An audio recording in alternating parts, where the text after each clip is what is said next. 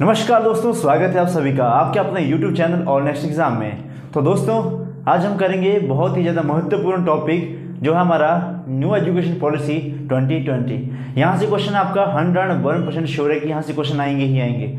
Last के जितने भी एग्जाम हुए हैं ये जो वीडियो रहेगी ना केवल आपके एचपी बीएड एंट्रांस के लिए बल्कि आपके एचपी टेट के लिए भी काफ़ी ज़्यादा महत्वपूर्ण है, क्योंकि डायरेक्टली क्वेश्चन यहाँ से पूछे जाते हैं। हालांकि मैं ऐसा भी कहना चाहूँगा कि जो आपका कमीशन का एग्जाम होगा वहाँ से भी आपको इस टॉपिक से क्वेश्चन देखने को मिलना 101% श्योर है। बीएड वाले तो ध्यान से दें, लास्ट ईयर भी इसी से कम 4 या 5% पूछे गए थे।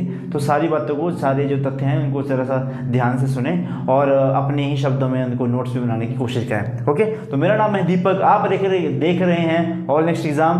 तो चलिए शुरू करते हैं। चलो जी, आज का हमारा जो टॉपिक है हमारा न्यू एजुकेशन पॉलिसी 2020। अच्छा, सबसे पहले तो हमें ये पता होना चाहिए कि आपकी न्यू एजुकेशन पॉलिसी है जिसको हम नेशनल एजुकेशन पॉलिसी भी कहते हैं, है ना। ये इसका मतलब क्या होता है, मतलब क्या सिस्टम है इसका, मतलब क्यों बनाते हैं इसको, या फिर क्या। अच्छा, आपने सभी ने, जो हमारे जनरेशन के जितने भी स्टूडेंट हैं, आपने सुना होगा कि हम पूछते हैं कि भाई कौन सी क्लास में हो गया 10वीं के बाद 10th क्वालिफाई की, हम वो पूछते हैं कि भाई कौन सी क्लास में हुआ, तो वो बोलता है हमारा जी मैं जी 10+1 में हो गया, +1 में हो गया। जनरली ऐसे कहते हैं कि मैं +1 में हो गया, फिर +1 में हो गई, उसके बाद बोलो जी आप जी मैं +2 में हो गई। अब इसका क्या मतलब है, +2 का क्या मतलब है। अब हमने तो यही सीखा है कि मतलब 10, मतलब दिमाग में सबके यही होता है 10 और +2, ठीक है। हमने तो दिमाग में सबके यही होता है और शायद ये ठीक भी कहीं किसी हद तक ये बात सही भी है कि इसी को हम कहते हैं 10+2 सिस्टम। ओके, तो यही जो सिस्टम है जिसको हम आज 10+2 सिस्टम के नाम से जानते थे अब तक, इसको जो बदला गया, जिससे आपकी कमीशन के द्वारा बदला गया, उसको है वो है हमारा न्यू एजुकेशन पॉलिसी। इसके अंडर इसको बदला गया। देखो, इसके अकॉर्डिंग जो हम अभी तक हम पढ़ते हुए आ रहे थे तो उसमें क्या था, हमें बोला गया था कि 10 साल तक की हमारी जो बेसिक स्कूलिंग होनी चाहिए, यानी कि क्लास 1 से लेके 10 तक, उसके बाद +1 और +2। ओके, ये हो गया आपका 10+2 और साथ में इसमें +3 भी आता था। और जो कि आपके हायर क्लासेस, जो कि आपका हम यूनिवर्सिटी लेवल के या फिर कॉलेज लेवल तक की बात करते हैं, तो 10+2 +3 सिस्टम किसको कहते थे। लेकिन जो स्कूलिंग की बात करी गई थी वो हमेशा हमारा 10+2 सिस्टम के द्वारा ही इसमें हम आज तक पढ़ते हुए आ रहे थे। ओके, और हमने इससे पहले हमने इसके बारे में ज़्यादा सुना भी नहीं, है ना। तो बच्चों, तो जो हमने 10+2 सिस्टम था, 10+2 +3 जो सिस्टम था, ये कब इम्प्लीमेंट हुआ था, इसके मैं वीडियोस आपको करवा चुका हूँ। जो पेड बैच वाले बच्चे हैं वो तो इसको आराम से कर चुके होंगे कब इसको लाया गया था। ये तो हमें पता है कि 1986 की पॉलिसी में इसका जिक्र किया गया था, लेकिन इससे पहले ही 1970 कितना बताना मुझे, 72 या 75 इसमें इसको तैयार कर दिया गया था मसौदे को, कि 10+2 सिस्टम जो हो 1986 की जो आपकी एजुकेशन पॉलिसी है, इससे पहले ही इसको लागू तो नहीं, मतलब बना दिया गया था, इसको हम कह सकते हैं। ओके, ये तो 86 के बाद इसको थोड़ा सा बैकअप मिल गया कि नेशनल एजुकेशन पॉलिसी के अंदर इसको थोड़ा सा बैकअप मिल गया, तो हम इसको उसके बारे में ज़्यादा पढ़ते हैं। चलो जी, ये हो गया। अच्छा, पहले तो मैं आपको ये बता देता हूँ कि इस वीडियो को आप हमारे YouTube चैनल के ऊपर फ्री में देख सकते हैं। ये वीडियो जो सबके लिए फ्री में अवेलेबल है। ओके, और थोड़ा सा जो स्टूडेंट अभी बीएड की तैयारी कर रहे हैं और उनको लग रहा है कि अभी 1-1.5 मंथ अभी तक हमारे पास पड़ा हुआ है, 1.5 मंथ से ज़्यादा ही, लगभग 2 मंथ मान के चलो, 2 मंथ है आपके पास, किसी ने अगर पेड बैच ज्वाइन करना होगा तो वो जल्दी से जल्दी मतलब ज्वाइन कर ले। डिस्क्रिप्शन में लिंक दे दूंगा मैं, वहाँ से उसको ज्वाइन कर दें, ठीक है। अच्छा, चलो अब ये बात होगी एनईपी 2020 के बारे में। तो सबसे पहले हमें ये पता होना चाहिए, सबसे बेसिक क्वेश्चन जो बनेगा कि बताओ कि जो इसके जो हेड कौन थे, जिसने इसको फॉर्मुलेट किया, आपकी इस न्यू एजुकेशन पॉलिसी को जिसने इसको फॉर्मुलेट किया वो कौन थे। तो भाई नाम याद रखें इसरो के। ये भी बता देता हूँ, जो हमारे पास जो हमारा स्पेस में भेजने वाला जो हमारी संस्था है इसरो, जिसके नाम से हम इसको जानते हैं, इसरो के पहले जो इसके साइंटिस्ट के अंदर थे, उनका नाम था के कस्तूरी रंगन, ठीक है जी। के कस्तूरी रंगन जी ने इस न्यू एजुकेशन पॉलिसी को, ये इसके मतलब हेड थे जिसने इसको फॉर्मुलेट किया। 2016-17 में इसका गठन हो गया था और इन्होंने जो अपना प्रस्तुत किया, ये उसको इन्होंने प्रस्तुत किया था 31 मई 2019 को, ठीक है। और आप सबने, मुझे लगता है कि आप सबने इसके बारे में कब पढ़ा होगा, 2020 में, ठीक है। इन्होंने मतलब अपनी रिपोर्ट जो है वो 2019 में सबमिट कर दी थी, लेकिन जो इसको क्या बोलते हैं, स्वीकार कर लिया गया भारत सरकार के द्वारा, वो 2020 में ही कर गया, तभी इसका नाम पड़ा हमारा न्यू एजुकेशन पॉलिसी 2020 के नाम से। ओके, गॉट इट, इतना आपको क्लियर हो गया। अच्छा, अब इस जो हमारी ये आपकी हमारी जो पॉलिसी है, न्यू एजुकेशन पॉलिसी है, इसको इम्प्लीमेंट करने का क्या रीज़न था, क्यों हम चाहते थे। देखो बच्चों कि हमारे जो इंडिया के अंदर आज भी 2 करोड़ ऐसे स्टूडेंट हैं, क्या बोला हमने, 2 करोड़ CRORE करोड़ ऐसे स्टूडेंट हैं जिनको अभी तक एजुकेशन वो सही ढंग से प्राप्त नहीं कर सकते हैं। कुछ स्टूडेंट क्या होते हैं, क्लास 1 में 1 से लेकर 5 तक की अपनी स्कूलिंग कंप्लीट करते हैं, फिर छोड़ देते हैं। कुछ लोग जो हैं वो 8th करते हैं, फिर छोड़ देते हैं। कुछ लोग 10th करते छोड़ देते हैं। फिर कुछ लोग 12th करते हैं, फिर छोड़ देते हैं। कुछ बहुत कम, रेयर ऑफ द रेयरेस्ट लोग हैं जो आपकी ग्रेजुएशन लेवल तक पहुँचते हैं। यही सबसे बड़ी नाकामी है हमारे एजुकेशन सिस्टम की आज भी, कि हमारे स्कूल के अंदर एनरोलमेंट तो बढ़ा रहे हैं हम, कि ज़्यादा से ज़्यादा बच्चे एडमिशन तो ले रहे हैं, लेकिन जो हमारा रिटेंशन रेट है कि स्कूल के अंदर टिकना भी तो चाहिए स्टूडेंट, इसी के लिए हमारा मतलब उसका जो परसेंटेज है बहुत ही ज़्यादा कम है। इसके लिए आपको पता है रिटेंशन के लिए 1995 में मिड डे मील की स्थापना करेगी। मिड डे मील को मतलब इम्प्लीमेंट किया गया कि भाई मिड डे मील के तहत इनको खाना खुना खिलाया जाए। फिर हमने राइट टू एजुकेशन के बारे में पढ़ते हैं, RTE एक्ट, हमारा राइट टू एजुकेशन एक्ट जो 2009 में आया था। फिर हमारा 86 अमेंडमेंट एक्ट, 86 संविधान संशोधन जो 2002 में आया था। देखो उन सबका क्या कहा था कि फ्री एंड कंपल्सरी एजुकेशन, हमारा एज नंबर 6 से लेकर 14 साल तक के बच्चों को हम free and compulsory education provide करवाएंगे। ओके, तो हमने बहुत सारा एजुकेशन के प्रावधान किए कि हम स्टूडेंट को समय समय के ऊपर जो उनको हम क्या स्कॉलरशिप भी प्रोवाइड करवाते थे, स्कूल के अंदर खाना भी, ताकि कम से कम खाने के बहाने स्कूल में बच्चे आएँ, जहाँ जो कि मतलब बहुत कुछ किया सरकारों ने कि स्कूल के अंदर रिटेंशन रेट को बढ़ाया जाए। तो इसका कुछ असर भी हुआ। बहुत सारे स्टूडेंट ऐसे भी हैं जो कम से कम स्कूल में एनरोलमेंट भी हुए और आज मतलब थोड़े बहुत पढ़ लिख गए। कुछ स्टेट्स में काफ़ी सही सुधार आया, लेकिन कुछ स्टेट में अभी भी काम करने की ज़रूरत काफ़ी ज़्यादा है। चलो जी, अच्छा, तो इसका जो मेन मकसद था कि जो हमारे 2 करोड़, जो हमारे पास 2 crore out of school children हैं, आउट ऑफ स्कूल चिल्ड्रन हैं, उनको दोबारा से स्कूल के अंदर लेके आना। मतलब आपको पता है कि स्कूल के अंदर जो स्कूल एक होता है, स्कूल के अंदर पढ़ना, एक होता है भाई बहुत सारे आपके ऐसे स्टूडेंट हैं, आप देखते हो मतलब बच्चे हैं, आप कहीं बाहर जाएं घूमने, हिमाचल में तो काफ़ी सही स्थिति है इसकी, लेकिन इसके आप अगर हिमाचल से बाहर जाएंगे, कोई कचरा बीन रहा होता है स्टूडेंट, कोई फैक्ट्री में काम कर, उनकी मजबूरी है। वो यूट्यूब के ऊपर बहुत सारी वीडियो आप देख लेते हो जिनको पता नहीं होता कि क्या सिस्टम है क्या नहीं है, है ना। अभी किसी ने एक मीम भी वायरल हुआ था कि पूछा गया था कि श्री रामचंद्र जी कौन थे, तो कोई बोलते कि मोदी जी के भाई थे। मतलब इस तरह की मीम चले हुए थे। देखो मतलब कितनी वो है, मतलब बेसिक नॉलेज तो हाँ मुझे लगता है कि स्टूडेंट को होनी चाहिए। तो मेन मकसद इसका क्या था कि जो आपके पास 2 crore out of the school children हैं उनको मेन स्ट्रीम में लेके आना। चलो जी, ये बात होगी। अच्छा, एक हमारे पास एक बहुत ही प्यारी हमारी मिनिस्ट्री हुआ करती थी। मिनिस्ट्री मतलब मंत्रालय होता था, जिसको हम कहते थे MHRD मंत्रालय, जिसका नाम बदल के हमने कर दिया एजुकेशन मिनिस्ट्री। अच्छा ठीक है, एजुकेशन मिनिस्ट्री। हिमाचल के एजुकेशन मिनिस्टर कौन है? रोहन ठाकुर, किन्नौर वाले। और इंडिया के जो नेशनल लेवल के हमारे एजुकेशन मिनिस्टर हैं वो कौन है?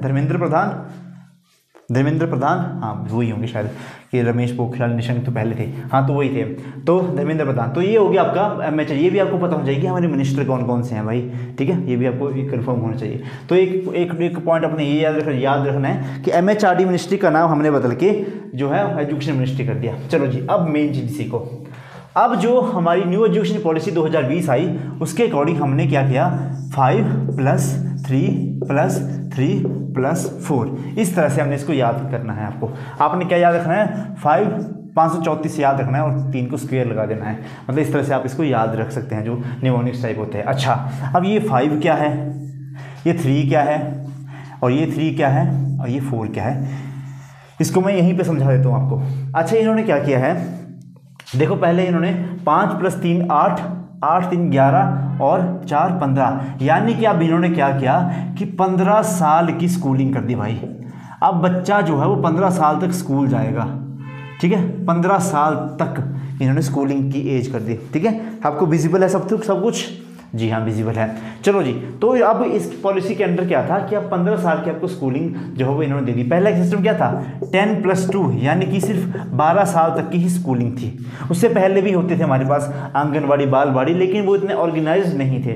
आंगनबाड़ी बालवाड़ी वगैरह इतने ऑर्गेनाइज नहीं थे, बच्चे जाते भी थे, कुछ पेरेंट्स नहीं भेजते थे कि हमारा बच्चा जो हो बाकी बच्चों के साथ मिलकर ख़राब हो जाएगा, बहुत कुछ होता है ऐसा, ठीक है। तो लेकिन इतना ज़्यादा ऑर्गेनाइज नहीं था, लेकिन अब इन्होंने क्या किया ऑर्गेनाइज कर दिया और ये इम्प्लीमेंट भी हो चुका है, ठीक है। मैं आपको अब हम जो स्टूडेंट जब फर्स्ट क्लास में गए थे तो हमने क्या किया था, जब 5 साल के हो गए ना, 5 साल कंप्लीट हो गए, चलो भाई फर्स्ट क्लास में। अब ऐसा नहीं है, जो बच्चा 6 अभी मैं आपको बताऊंगा कि 6 साल तक का बच्चा जो है वो पहली में एडमिशन नहीं ले सकता। अब इसके अकॉर्डिंग जो हमारा सिस्टम चलेगा। चलो जी, 5+3+3+4 सिस्टम क्या था, इसमें क्या था आपका कि आपका 5 को इन्होंने 2 हिस्सों में तोड़ दिया, एक 3 और एक 2, और ये 3+3+3+4 ही था। अच्छा, अब ये 5+3+3+4 है क्या, अब इन्होंने क्या किया, अब ध्यान देना यहाँ पे। अच्छा, इनको मैं पहले याद करवा देता हूँ। ये है आपका क्या बोलते हैं इसको, प्रेपरेटरी मिडिल सेकेंडरी, एक बोल रहा हूँ मैं, फाउंडेशन, सॉरी, ये है, इसे याद रखना FPM और S, FPMS, यानी कि आपका, अब इसका निमोनिक से याद रखना, F मतलब आपके ये 5 साल होंगे, ये होंगे आपके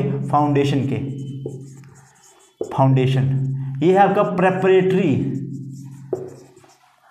ये है आपका मिडल, और ये है आपका सेकेंडरी, ठीक है। अच्छा, हिंदी में भी लिख देते हैं। प्रेपरेटरी मतलब यहाँ पे, फाउंडेशन मतलब यहाँ पे मूलभूत, दिख रहे हैं, मूलभूत, छोटा लिख रहा हूँ मैं थोड़ा सा, बट मैनेज कर लेना। ये आ गया मूलभूत। आपका प्रेपरेटरी का हमें आपका प्रारंभिक, ये लिख लो आप, प्रारंभिक, किस तरह से लिखेंगे, प्रारंभिक। मिडिल मतलब माध्यमिक,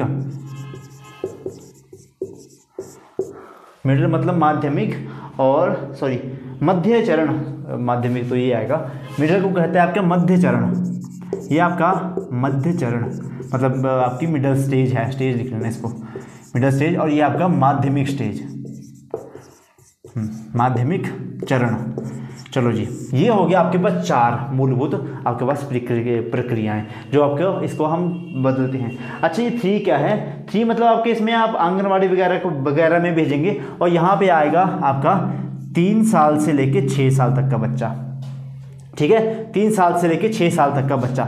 यहाँ आएगा आपके पास 6 साल से लेके 8 साल तक का बच्चे, यानी कि क्लास नंबर, यहाँ पे लिख दो, क्लास नंबर 1 से लेके 2 तक, 6 साल का बच्चा जो है क्लास नंबर 1 में यहाँ पे जाएगा आपका। Okay, got it. नेक्स्ट देखो आप, 8 से लेके आपका 11, ये आ गया आपका, इसमें लिखना 8 से लेके 11 साल तक का बच्चा, यानी कि 8 से लेके 11 था, यानी कि 3 से लेके 5 क्लास, ये आगे क्लास का मतलब 8 साल का बच्चा 3rd क्लास में जाएगा, और 11 साल तक उसकी 5 मतलब 5th क्लास जो उसकी कंप्लीट हो जानी चाहिए। फिर आएगा आपका 11 से लेके 14 साल तक के बच्चा, इसमें आपका मध्य चरण में 11 से लेके 14 साल तक का बच्चा, और इसमें वो कंप्लीट करेगा आपका क्लास नंबर 6 से लेके 8 तक, इसमें वो कंप्लीट करेगा। उसके बाद आएगा आपका 4 साल और, यानी कि आपका 14 से लेके 18 साल तक का बच्चा, 18 साल तक का बच्चा आपका +2 करेगा जाके फिर बाद में इसके अकॉर्डिंग, यानी कि आपका 4 साल यानी कि 9 से लेके आप +2 तक वो यहाँ रहेगा, ठीक है। तो ये है आपका पूरा सिस्टम इसमें, जिसमें इन्होंने बताया हुआ है। देखो बच्चों, इसमें थोड़ा सा समझने वाली बात है कि जो 3 से लेके 6 साल तक का बच्चा है, 6 साल तक का बच्चा, इसमें वो होते नहीं आपके हमारे प्ले स्कूल वगैरह, बालवाड़ी आंगनवाड़ी वगैरह में यहाँ पे इसको बेचना है। जो प्ले वे स्कूल होते हैं बहुत ही अलग अलग तरह के स्कूल होते हैं। फिर क्लास नंबर 1 और 2 में आपको पता है कि ये हमारे फाउंडेशन स्टेज में है, और क्लास नंबर 1 में लैंग्वेज की बाद में बात करूँगा कि कौन कौन सी लैंग्वेज इनको सिखानी है। यानी कि कुल मिला के इस आपके न्यू एजुकेशन पॉलिसी का मतलब क्या है कि स्टूडेंट का सर्वांगीण विकास हो, यानी कि होलिस्टिक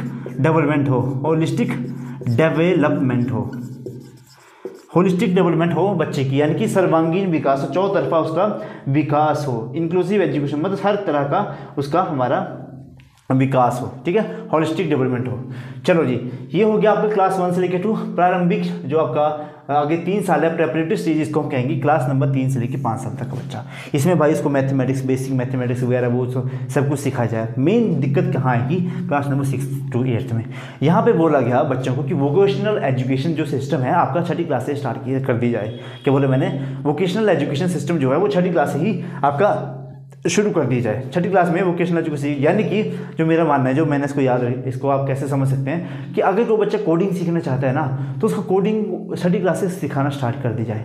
फॉर एग्जांपल अगर किसी को टायर में पंचर लगाने का ही शौक है कि मैं भाई बड़ा होकर मैकेनिक बनूंगा, तो उसको उसी की शिक्षा दी जाए कि भाई पंचर कैसे लगाना, मैकेनिक की जो शिक्षा है उसको इसी तरीके में दी जाए। यानी कि आप में से बहुत सारे, अभी हम जो एजुकेशन जो ग्रहण कर रहे हैं उसमें व्यवसायीकरण नहीं है। हम एजुकेशन ग्रहण कर रहे हैं लेकिन हमें खुद नहीं पता कि हम कौन सी फील्ड में जाएंगे। आपको पता है कि एक इंजीनियर जो है, इंजीनियरिंग करने के बाद वो कहीं किसी इंजीनियरिंग करता है वो आपका मैकेनिकल में, और 6 महीने का उसके बाद मैं कोई कंप्यूटर कोर्स करता है और उस कंप्यूटर वाले किसी कंपनी में जाके जॉब कर रहा होता है।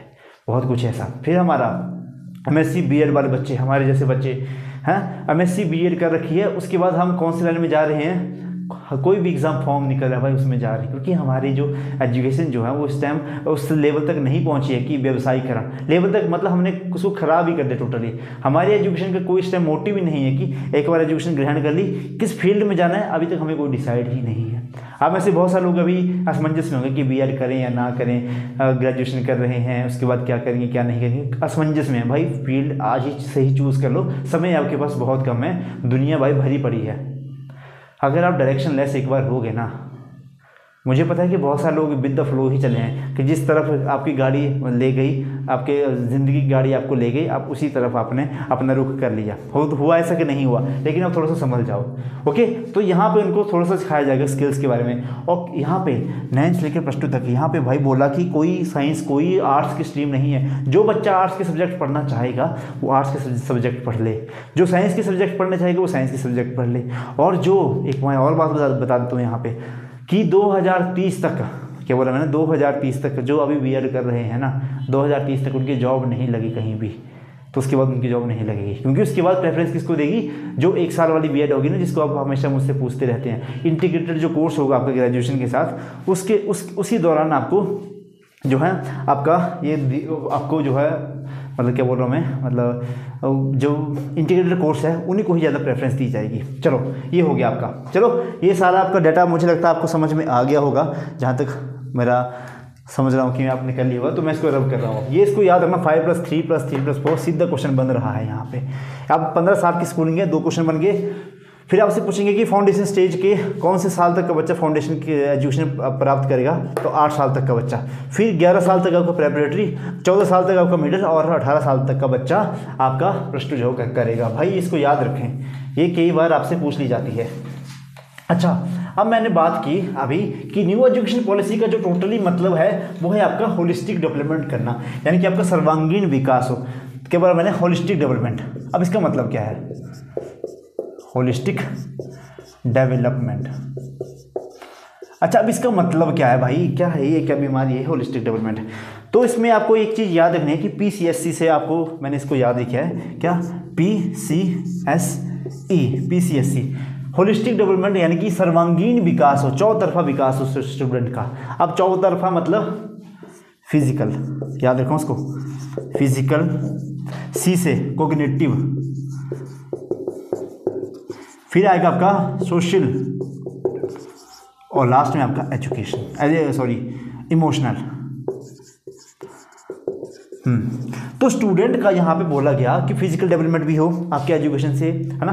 कोग्निटिव, यानी कि बुद्धि में भी इसकी थोड़ा सा, मतलब थोड़ी सी वो क्रिएटिव सोचे, अपना तर्क वितर्क, यानी कि खुद डिसीजन मेकिंग में वो अपना खुद अपने से डिसीजन ले। ऐसा नहीं कि घर वालों ने बोल दिया कि भाई BEd कर लो तो आप कर रहे हैं, खुद से अपना वहाँ पे अपना वेग लगा के, अपना दिमाग लगा के कुछ डिसीजन ले सके। फिर है आपका social development is very important.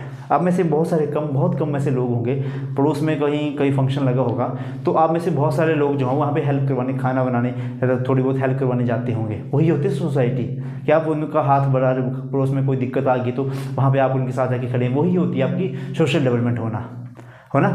पता लगा कि पड़ोस में शादी लगी है, उधर मतलब होता है ना कि काम करने के लिए बंदों की कमी है ना। आप मजे से घर में जाके पबजी खेल रहे हो, गेम खेल रहे हो, रील्स देख रहे हो, रील्स बना रहे हो, होता कि नहीं होता है। तो जब तक आप इन सब चीज़ों में हिस्सा नहीं लेंगे, है ना, तब तक आपका सोशल डेवलपमेंट नहीं होगा। तो इस बार इन्होंने कहा कि न्यू एजुकेशन पॉलिसी का एक ये भी मतलब होगा कि आपका सोशल डेवलपमेंट भी हो, इमोशनल डेवलपमेंट। थोड़ा सा कुछ हो गया ज़िंदगी में भाई, अब तो ज़िंदगी ख़त्म हो गई, तबाह हो गई, अब तो हम कहीं के नहीं रहे, अब हम क्या करेंगे क्या नहीं करेंगे। बहुत सारे स्टूडेंट के अंदर दिमाग में यही बात रहती है कि अगर यहाँ पे फेलियर हो गए तो फिर घर वाले हमें जज कर, सोसाइटी हमें जज करना स्टार्ट कर देगी। बट स्टूडेंट, एक आपका फेज़ आएगा, हर किसी को फर्स्ट अटेम्प्ट में जो है सफलता नहीं मिलती है ज़िंदगी में। Failure is the part of the success, याद रखें। जितना फेलियर हो गया, फेलियर से सीखना है, डिमोटिवेट नहीं होना है। कुछ जो होते हैं वो फेलियर के बाद दब जाते हैं, कुछ होते हैं बाउंस बैक करते हैं, तो आपको बाउंस बैक करना है ना। और ये वाली जो मुझे पता है कि ये वाली जो फीलिंग होती है ना कि यार जब टाइम होगा, सही टाइम आएगा, तभी सब कुछ होगा, बस मेहनत करते रहो। इस फीलिंग को आते आते बहुत समय लग जाता है, वो मैं फील कर सकता हूँ। लेकिन फिर भी तब जब आप देखो स्कूल के बच्चों को ये चीज़ें सिखाएंगे कि इमोशनल डेवलपमेंट किस तरह से आपको करना है। तो होलिस्टिक डेवलपमेंट का मतलब है आपका सर्वांगीण विकास, यानी कि आपका फिजिकल, कोग्निटिव, मानसिक, फिर आपका सोशल, सामाजिक और इमोशनल, यानी कि आपका इमोशनल से कहते हैं इमोशनल डेवलपमेंट को, इमोशनल डेवलपमेंट होना चाहिए, इसको कहते हैं होलिस्टिक डेवलपमेंट। तो ये है आपका NEP का मेन मोटिव। अच्छा, फिर इन्होंने बोला कि आपको 21st सेंचुरी स्किल्स सिखाएंगे, 21st सेंचुरी स्किल्स सिखाएंगे, यानी कि आपका 21वीं शताब्दी के स्किल्स आना बहुत ज़रूरी है। अब इन्होंने ये भी एक बात ये भी कही थी कि जब आप वन चाइल्ड वन स्किल, जब स्कूल से कोई बच्चा बाहर निकले, सोसाइटी में निकले, तो उसके पास कोई ना कोई एक स्किल हो। इस पे ऊपर मैंने काम किया। हुआ क्या था कि आज तक हमसे पढ़ते हुए आ रहे थे, लेकिन आज तक मुझे जब तक किसी स्टूडेंट को कोई स्किल नहीं आती है, तब तक वो ज़िंदगी में सक्सेस नहीं होगा। तो आज भी किसी को थोड़ी बहुत कोई भी स्किल्स आती है ना, कि उसको एनहांस कर लो भाई, कहीं ना कहीं आपको वो रोज़गार देने में हेल्प करेगी। अगर किसी को, अभी आप में से बहुत सारे लोग टीचर बनने वाले हैं भाई, वहाँ पे जाके थोड़ा सा सीरियस हो जाना और थोड़ा बहुत स्किल सीख लेना टीचिंग की, क्योंकि टीचिंग की स्किल अगर आपने सीख ली, कम से कम ज़िंदगी में एक स्किल सीख लो। कपड़े सिलना भी एक स्किल है, किसी को कपड़े सिलना तो भाई दुकान खोल के बहुत मतलब ठीक ठाक पैसे कमा सकते हैं। मतलब एक स्किल स्टूडेंट को आनी चाहिए। किसी को गाड़ी चलाना आनी चाहिए, वो भी स्किल है भाई, कम से कम ड्राइवर भी। अब हर कोई लोग जो है वो, किसी को घर बनाना भी आना चाहिए, मिस्त्री का काम भी। अब हर कोई महलों में थोड़ा ना रहेगा, घरों में थोड़ा ना रहेगा, तो कोई ना कोई घर को बनाएगा भी, वो हम में से आप में से निकलेगा कोई जो बेलचा उलचा भी उठाएंगे। तो स्किल हमेशा, कोई भी स्किल हो वो आनी चाहिए। और इसका न्यू एजुकेशन पॉलिसी का ये भी मोटिव है कि वन चाइल्ड वन स्किल, यानी कि जब तक स्कूल से एक बच्चा निकले तो उसके पास कोई ना कोई एक स्किल हो। चलो जी, 21st सेंचुरी स्किल क्या है, यानी कि आपके 21वीं शताब्दी के अंदर स्किल क्या है। CDP से आप इसको याद रख सकते हैं, CDP। अच्छा, सी क्या है यहाँ पे, सी है आपका क्रिटिकल थिंकिंग,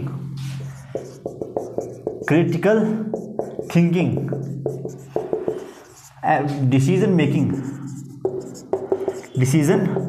मेकिंग, हिंदी में भी लिख लें इनको। क्रिटिकल थिंकिंग का मतलब है यहाँ पे आलोचनात्मक चिंतन। क्या है यहाँ पे, आलोचनात्मक चिंतन करना। अच्छा, डिसीजन मेकिंग क्या है आपका, निर्णय लेने की शक्ति। क्या है आपका, निर्णय लेना, निर्णय। और पी क्या है आपका, प्रॉब्लम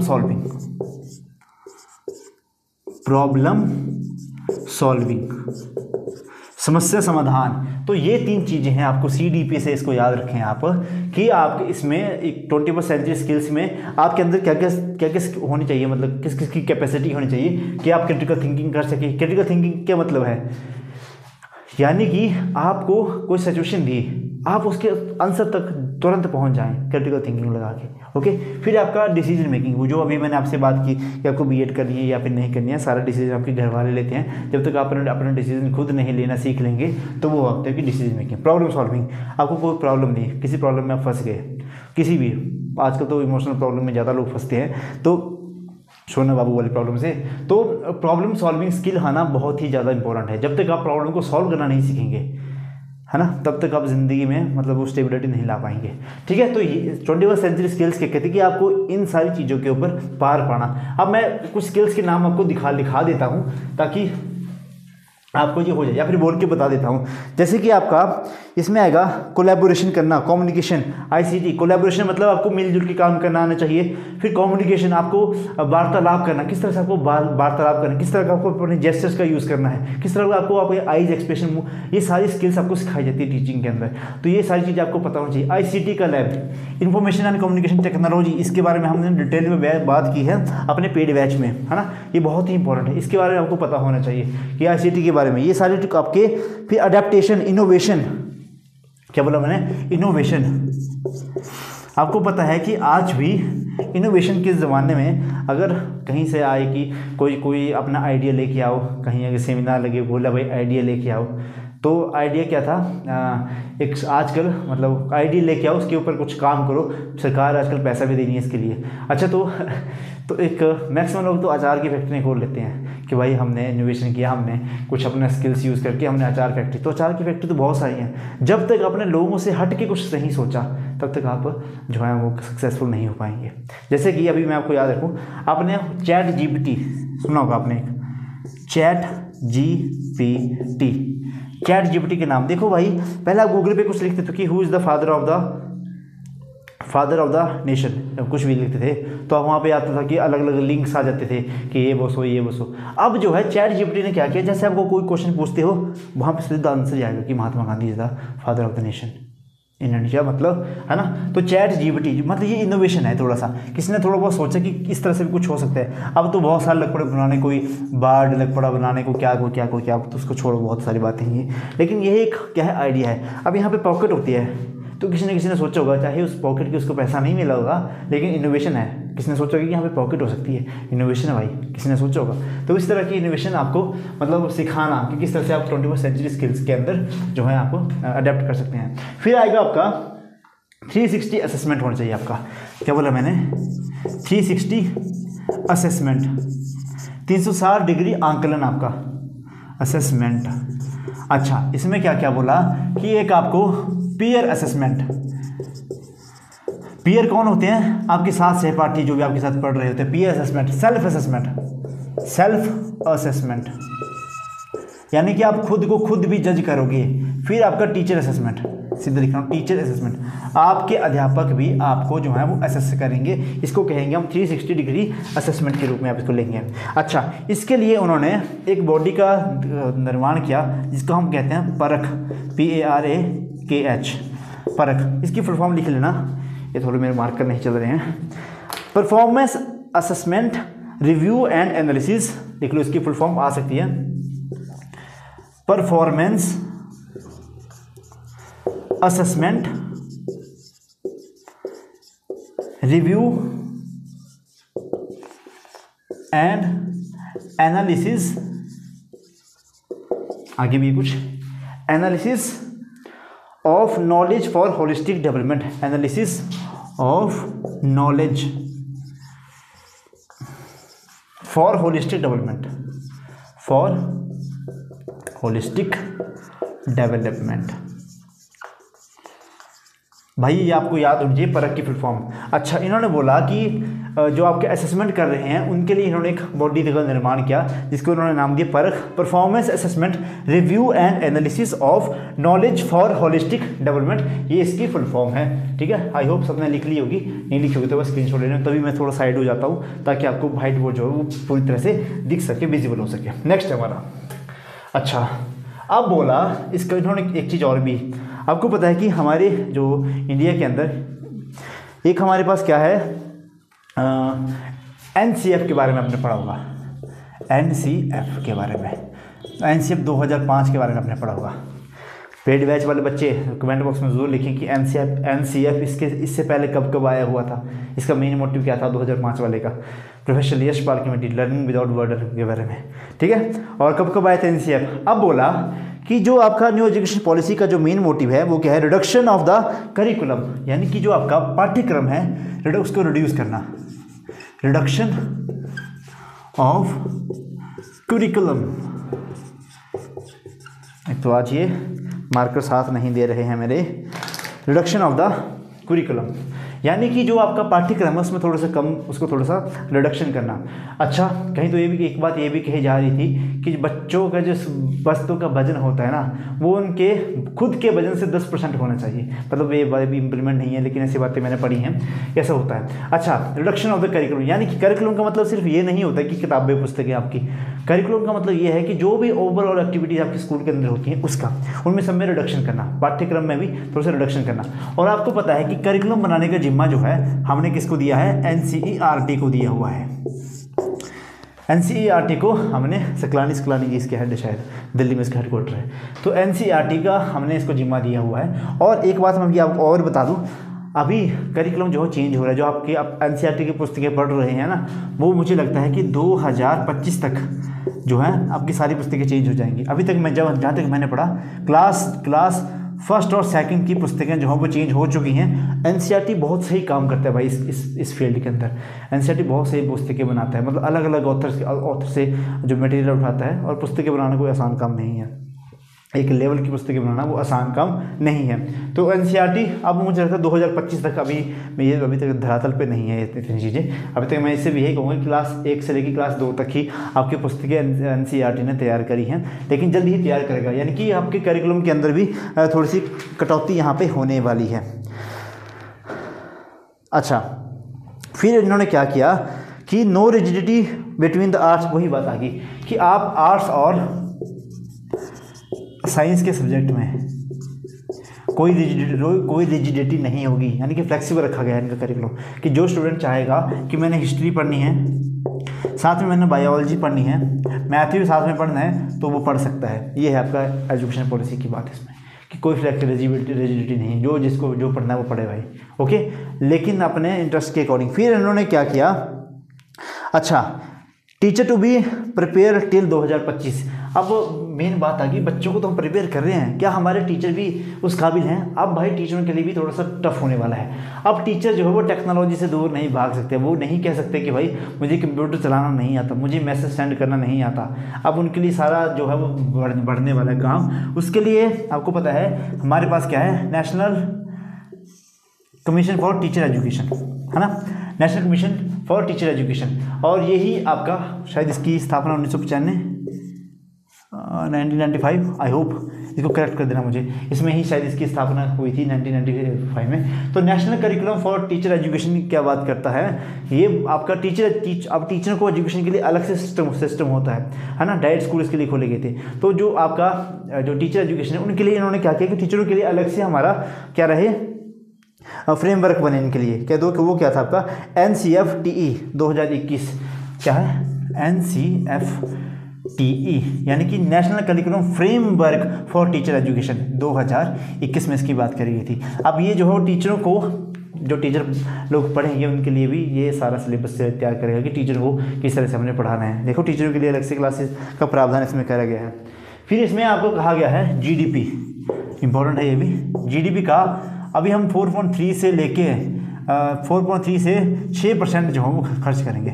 और आपने कोठारी कमीशन से इसको पढ़ रहे होंगे। कोठारी कमीशन क्या अंग्रेजों के समय से 6% पढ़ रहे होंगे, लेकिन आज तक एजुकेशन के मामले में बहुत ही पिछड़ा है भाई। मैं भी डाटा पढ़ रहा था, दिल्ली की बात करूं, दिल्ली ने अपने बजट का 21% हिस्सा एजुकेशन को दिया है, हेल्थ को उन्होंने 12% का हिस्सा दिया हुआ है। ये मैं देख के बहुत ही ज़्यादा मतलब मेरे को काफ़ी सही लगा। आपको पता है कि हेल्थ एंड एजुकेशन जो है वो फ्री ही होनी चाहिए स्टूडेंट को। और दिल्ली वाले तो भाई स्कूल भी काफ़ी सही बना रहे हैं। और वहाँ पर तो देखा होगा कि किसकी पत्नी थी वो, जॉर्ज बाइडन की पत्नी नहीं, बराक ओबामा की पत्नी की, आपके ट्रम्प की पत्नी वहाँ पे उनके स्कूलों में विजिट करना आई थी, सरकारी स्कूलों में। और सरकारी स्कूल के बच्चे जो है वो नीट और जेईई की परीक्षाएं वहाँ पे पास कर रहे हैं। ये काफ़ी बड़ी बात है।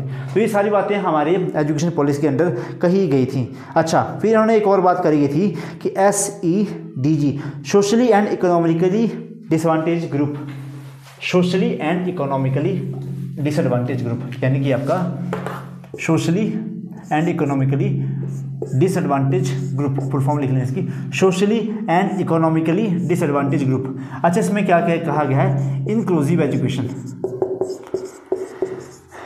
देखो भाई, इंक्लूसिव एजुकेशन वालों, ये मैं आपको पेड बैच वालों, यहाँ पे मैंने आपको डिटेल में पढ़ाया है इंक्लूसिव एजुकेशन क्या होती है। समावेशी शिक्षा, यानी कि इसमें हर एक किसी को शिक्षा प्राप्त करने का हक है, चाहे वो किसी भी कास्ट से आता है, किसी भी रेस से आता है, वो जेंडर से, कोई भी उसका जेंडर हो, उसको शिक्षा ग्रहण करने का पूरा पूरा हक है यहाँ पे। तो उन्होंने इसमें ये भी कहा है कि जो आपका मतलब कुल मिला के उन्होंने आपका इंक्लूसिव एजुकेशन की बात की, यानी कि समावेशी शिक्षा, समावेशी शिक्षा, सबको समान रूप से शिक्षा प्रदान करने का हक है, चाहे कोई भी हो।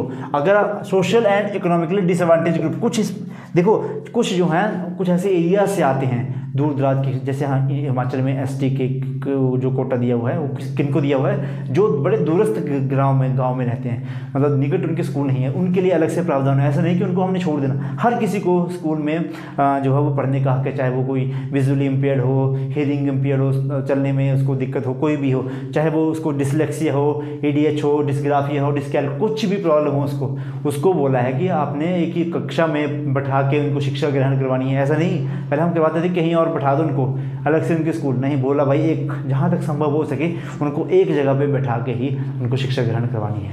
ठीक है, क्वेश्चन आते हैं, मैंने बहुत डिटेल में करवाया हुआ है आपको। और ठीक है, एक बार फिर से बता देता हूँ मैं, जो हमारे पेड बैच में आने वाले बच्चे हैं तो भाई ज्वाइन कर लें आज से। जब भी आप मुझे डिस्क्रिप्शन में लिंक होगा व्हाट्सएप का, उस पर क्लिक करके वहाँ पे मैसेज कर दें, टेक्स्ट कर दें, तो आपको वहाँ पे ज्वाइनिंग जो है मिल जाएगी।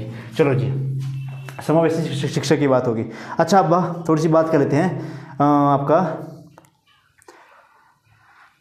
लैंग्वेज के ऊपर, भाषा के ऊपर।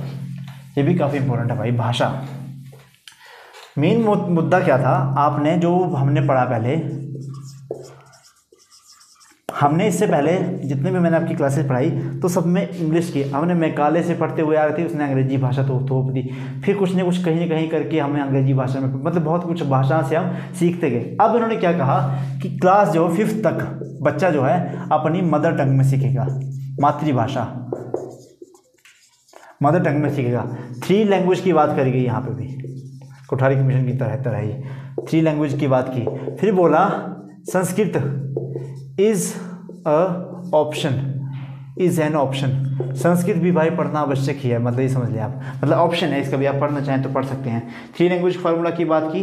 फिर इन्होंने बोला कि मल्टी लैंग्वेज फ्लेक्सिबिलिटी भी होनी चाहिए, बहुभाषी शिक्षा, मल्टी लैंग्वेज फ्लेक्सिबिलिटी। अगर कोई बच्चा, कोई स्टूडेंट अगर चाहे कि मैं ज़्यादा भाषाएं सीखना चाहता हूँ तो कोई रोक टोक नहीं भाई, पढ़े वो। ऐसे नहीं हम उसको मदर टंग में ही सिखाएंगे, हम उसको किसी भी लैंग्वेज में सिखा सकते हैं। मदर टंग, यहाँ पे आप रीजनल लैंग्वेज भी लिख सकते हो, रीजनल लैंग्वेज भी आप इसमें सीख सकते हैं। लेकिन मदर टंग में क्यों? क्योंकि मदर टंग से बच्चा जो है वो काफ़ी जल्दी से सीख सकता है, और किसी के ऊपर आप लैंग्वेज को थोप नहीं सकते, किसी पे मतलब समझ लो कि लैंग्वेज थोप नहीं सकते। जैसे मैकाले ने कहा था कि उनके ब्लड चाहे इंडियंस हो, लेकिन जो उनका जुबान होगी वो हम अंग्रेजों की तरह बना देंगे, कहा था ना उसने, मैकाले ने। तो थोप नहीं, उसने तो क्या किया था कि अंग्रेजी भाषा को थोप दिया था। और हमारे इंडियंस भी लोग ऐसे थे, खुश हो रहे थे भाई कि हम अंग्रेजी भाषा, फॉरेन लैंग्वेज सीख रहे हैं, हम बहुत खुश हो रहे थे।